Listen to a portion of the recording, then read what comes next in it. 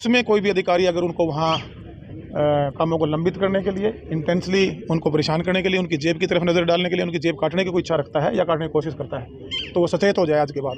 तो क्या उसके आज के बाद सचेत हो जाए, उसको बहुत जल्दी अपने जो सलाखे हैं उनके पीछे भेजने का क्या मकाम उनको करूँगा। रेड की है कई जगहों पे, तो क्या मामला है? देखिए, आज ये शिकायतें दी तहसील में। सबसे पहले हम हमारे जो सेक्रेटरी में तहसील दफ्तर है उसमें गए थे।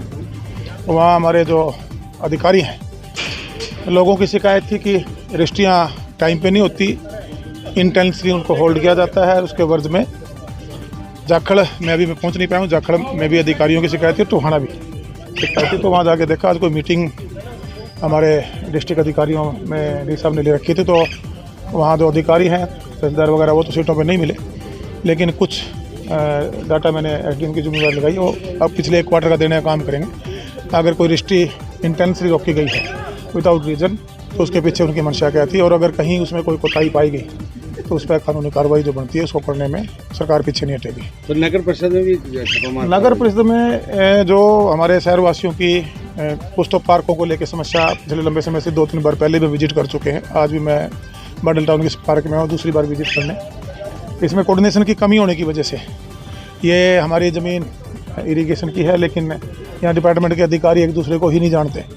तो इनको आपस में आज मीटिंग में बुलाया है, मिलाया है कि एक सैटरडे वीकेंड पे एक डिनर कर लिया करो, ताकि आपको शहर की डेवलपमेंट में एक दूसरे का सपोर्ट मिले और इसको भी डेवलप करने का हम काम करेंगे। काफ़ी समय से लंबित है और हमारे यहाँ मॉडल टाउन वासियों को इसका लाभ मिल सके। साथ में कमेटी में और सफाई को लेकर एक इशू था, डोर टू डोर कूड़ा प्रबंधन को लेकर जो टेंडर हुआ है, कामों के जो टेंडर डिले हुए हैं और कई इंटेंसली टेंडरों को कैंसिल किया गया है, अधिकारियों से संज्ञान लिया गया है और उसमें उनकी जवाबदेही तय करी है। और 3-4 हमारी एक कोई यहाँ कॉलोनी है, किस नाम से है, उसमें कोई 12 करोड़ रुपये असल और उसका ब्याज लगा के करीबन 18-20 करोड़ रुपए की राशि तो उन्होंने जमा करवानी है। और वो उनको भी कहीं ना कहीं किसी मैं ये कहूँगा कि जो फाइल को सीएम विंडो भी लगी, हमारे कुछ पत्रकार साथियों की भी ग्रीवेंसीज थी।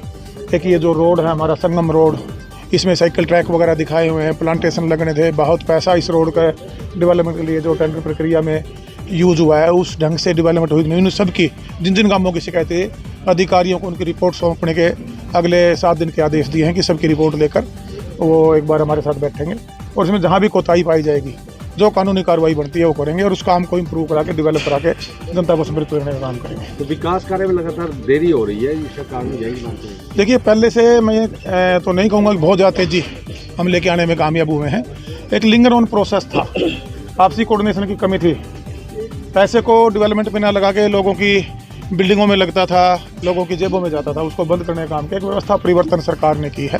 खासतौर से अगर मैं टोहाना का विधायक होने के नाते जो जिम्मेवारी मेरे जनता ने मुझे दी थी, जिस विश्वास के साथ दी थी, उसी विश्वास के लिए आज भी मैं जनता को गुणवत्ता के साथ समय पे जो मूलभूत सुविधाएं हैं हम उसको डिलीवर करें, मेरा प्रयास जारी रहता है। और कई जगह कई डिपार्टमेंटों में अभी भी कुछ एक अधिकारी इक्का दुक्का आदत से बाज नहीं आ रहे हैं, काम में कोताही करते हैं। अब ये जो औचक निरीक्षण इसको मैं कहूँगा, ये लगभग महीने में मैं कोशिश करूँगा 1 या 2 बार सभी विभागों में जहाँ जहाँ जनता को अपनी सेवाएं लेने के लिए जाना पड़ता है, सरकारी सेवाओं के लिए, और उसमें कोई भी अधिकारी अगर उनको वहाँ कामों को लंबित करने के लिए, इंटेंसली उनको परेशान करने के लिए, उनकी जेब की तरफ नज़र डालने के लिए, उनकी जेब काटने की कोई इच्छा रखता है या काटने की कोशिश करता है, तो वो सचेत हो जाए आज के बाद। तो क्या उसके आज के बाद सचेत हो जाए, उसको बहुत जल्दी अपने जो सलाखे हैं उनके पीछे भेजने का मकाम करूँगा। उनको अधिकारियों को नोटिस भी जारी किया गया है? बिल्कुल, जहाँ जहाँ कोताही पाई गई है उन अधिकारियों को अभी तो वर्बली उनको एक टाइम दिया गया है, 1 हफ्ते में अपनी रिपोर्ट सबमिट करेंगे। चाहे हमारे इरिगेशन के थे, हमारे कमेटी से जो हमारे अधिकारी थे, या अन्य विभाग में जैसे हमारे तहसील में थे, जो उन सबको एक बार वर्बली 1 हफ्ते में एसडीएम से बात हुई है, रिपोर्ट सबमिट करने को कहा गया। जहाँ भी कोताही मिलेगी, जिस अफसर की कोताही मिलेगी, जहाँ पैसे की गड़बड़ मिलेगी और जो कामों में देरी का कोई कारण विदाउट रीजन के कारण मिलेगा, बिना कारण के अगर देरी मिलेगी, इंटेंसली देरी मिलेगी, काम को रोकने की बात होगी, सीट पे आके बैठ के न सिर्फ और सिर्फ कुर्सी तोड़ के जाने वाले की अधिकारी की भी खैर नहीं है आने वाले समय में। कल भी मीटिंग थी और मैं भी जो हमारे केंद्रीय मंत्री हैं भूपेंद्र यादव साहब, मैं भी पर्सनली डीओ लेटर भी मैंने लिखा है, मैं उनसे पर्सनली भी मिल के आऊँगा 2 दिन के बाद दिल्ली में। और जल्दी ये सिर्फ और सिर्फ जो एक NOC जो हमारी फॉरेस्ट डिपार्टमेंट से बकाया है, जिसकी वजह से बहुत बड़ी परेशानी कह सकता हूँ, और लंबे समय से 9-10 साल की परेशानी जो कि अब नासूर बन चुकी है। अकेले टोहाना के लिए नहीं, सूरावाड़े मोड़ से लेके पंजाब बॉर्डर तक, और पंजाब बॉर्डर से मेरे जाखड़ शहर को क्रॉस करता हुआ जो रोड हरियाणा के क्षेत्र में आता है, करीबन 150 करोड़ 180-40 करोड़ के आसपास का टेंडर हुआ, करीबन 3 महीने से फाइल इधर उधर घूम रही है। उसमें भी मुझे कहीं ना कहीं कुछ अफसरों की जो वो संदेहजनक उनकी कार्यशैली है, और मुझे कहीं अगर ऐसा पाया गया तो उन पर भी सरकार की तरफ से कड़ी कार्रवाई करने में बख्शूंगा नहीं।